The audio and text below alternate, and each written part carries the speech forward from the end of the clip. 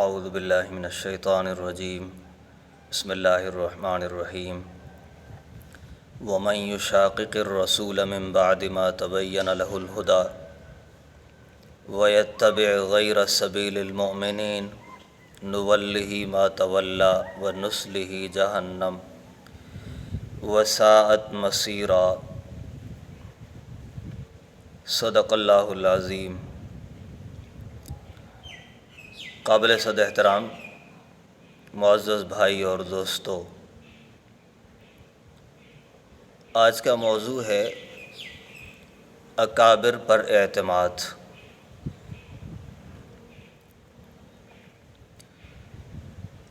اکبر کی جمع اکابر ہے اور اکابر بڑوں کو کہا جاتا ہے۔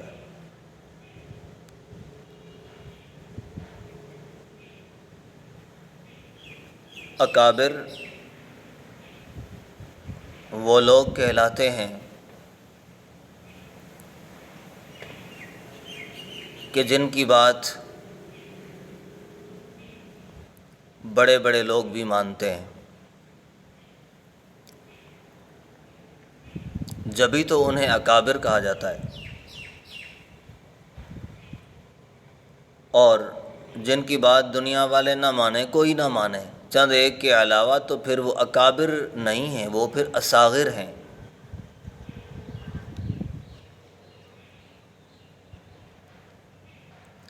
اسلام نے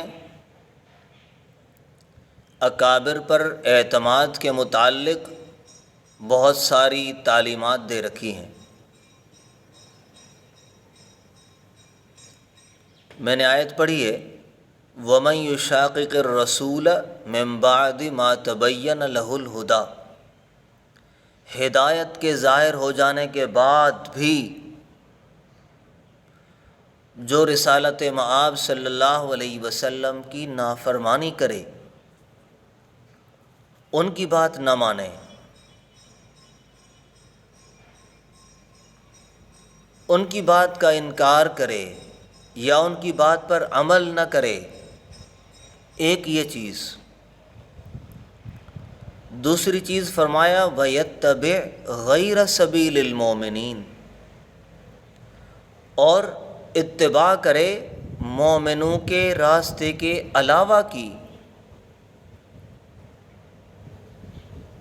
انبیاء کا راستہ چھوڑ دے، اور اس امت میں سب سے پہلے مومنین حضرات صحابہ اکرام رضوان اللہ علیہم اجمعین ہیں، ان کے راستے کو چھوڑ دے، فرمایا نُوَلِّهِ مَا تَوَلَّى، ہم اس کو اس کے حال پہ چھوڑ دیتے ہیں، وہ جس طرف جا رہا ہے ہم اسی طرف اسے چھوڑ دیتے ہیں، اسے موڑ دیتے ہیں۔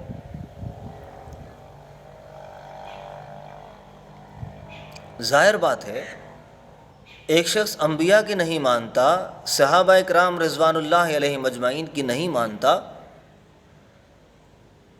تو پھر وَنُصْلِهِ جہنم، ہم اسے جہنم میں ڈالیں گے۔ وساعت مصیرا، اور بہت برا ٹھکانہ ہے۔ جہنم بہت بھیانک، بہت خطرناک اور بہت برا ٹھکانہ ہے۔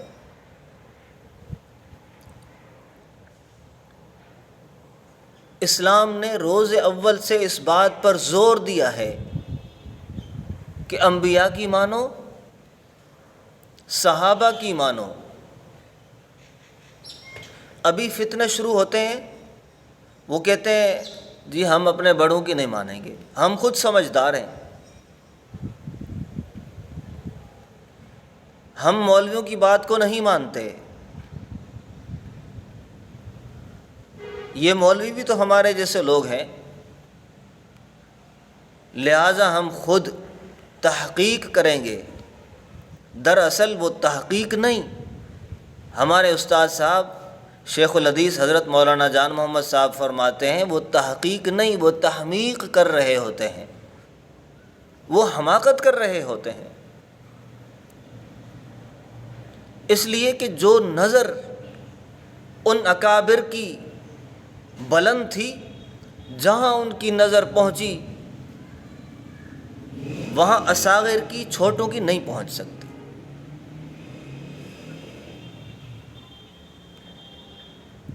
تو سب سے پہلے اکابر پر لوگ اعتماد ختم کرتے ہیں،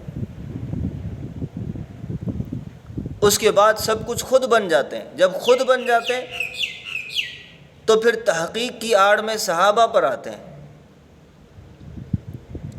اور صحابہ میں سے سب سے پہلے حضرت امیر معاویہ رضی اللہ عنہ اور حضرت ابو سفیان کے پاس آتے ہیں، اور تاریخ کی نگاہ میں ان کو جانچنے کی کوشش کرتے ہیں، حالانکہ قرآن کہہ چکا وَكُلًّا وَعَدَ اللَّهُ الْحُسْنَىٰ، قرآن کہہ چکا اولئک هم الراشدون، قرآن کہہ چکا اولئک هم المؤمنون حقا۔ قرآن نے ان کی کامیابی کے، ان کے جنتی ہونے کے ڈنکے بجا دیے۔ قرآن نے عفا اللہ عنہم کے اعلان کر کے معافی عام کر دی ان کے لیے۔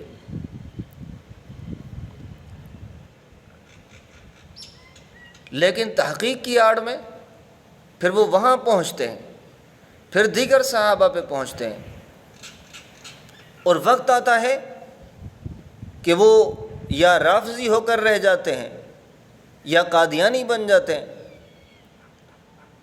یا کچھ اور بن جاتے ہیں۔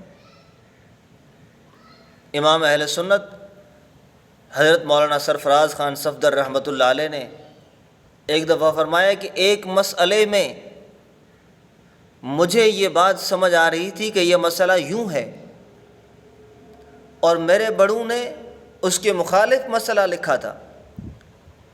فرمایا 25 سال تک میں نے کوشش کی، تحقیق کی، لیکن مجھے اپنی ہی بات صحیح سمجھ آ رہی تھی۔